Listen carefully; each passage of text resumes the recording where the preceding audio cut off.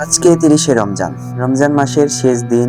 কালকে আমাদের ঈদ। আর আজকের শেষ এই রোজার ইফতার আমরা করব একটি সুন্দর প্লেসে এবং ভালো একটি রেস্টুরেন্টে। সেটাই আজকের এই ভিডিওতে দেখাবো। এটা কোন জায়গায় সবকিছু নিয়ে আজকের এই ভিডিও। তো বেশি কথা না বলে চলুন ভিডিওটি শুরু করা যাক।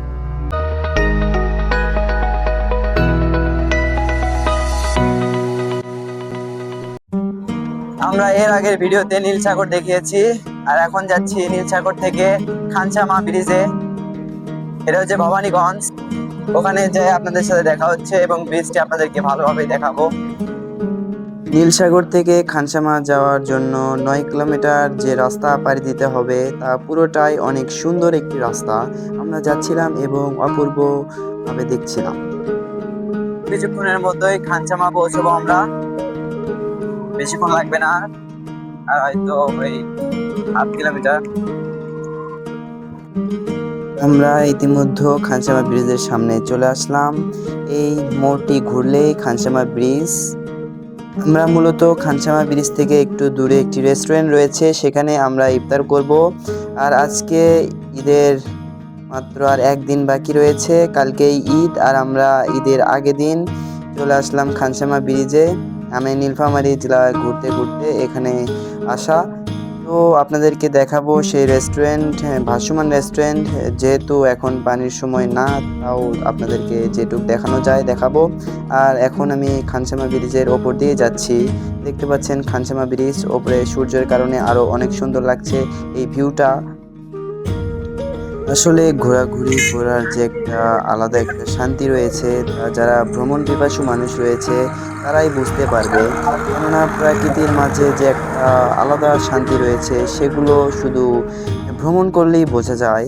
এবং ডিপ্রেশন যত যাই থাকুক না কেন, আপনি সেখান থেকে অনায়াসে বেরিয়ে আসতে পারবেন এই প্রাকৃতির এই সৌন্দর্যের সাহায্যে।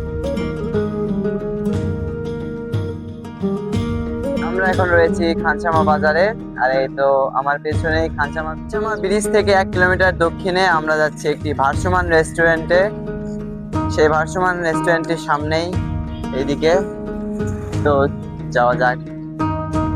অবশেষে আমরা ভাসমান রেস্টুরেন্টে পৌঁছে গেলাম। দেখতে পাচ্ছেন রেস্টুরেন্ট দুটি এবং এর পাশের সামনেই দেখতে পাচ্ছেন খানসামা ব্রিজ। খানসামা ব্রিজ থেকে প্রায় ১ কিলোমিটার দূরে এটি অবস্থিত।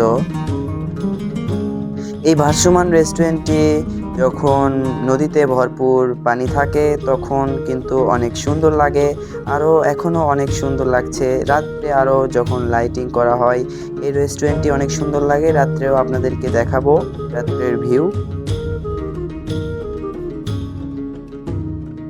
আমরা এখন রেস্টুরেন্টের ভেতরে প্রবেশ করছি।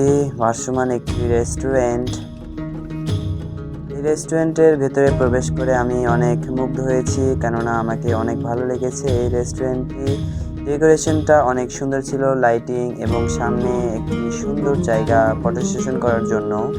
এবং এরকম একটি প্লেসে কফি খাওয়ার একটা আলাদা একটা প্রশান্তি পাওয়া যাবে, সেই জন্য এই রেস্টুরেন্টটি আপনাদেরকে দেখালাম।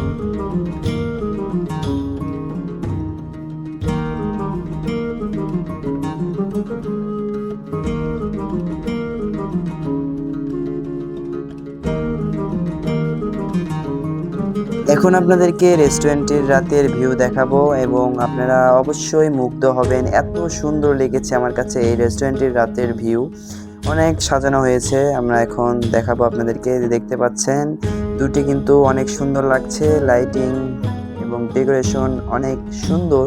আমি আগেই দেখিয়েছি ভেতরটা, তাই আর ভেতর দেখাচ্ছি না। তো দেখতেই পাচ্ছেন রাতের এই রেস্টুরেন্ট।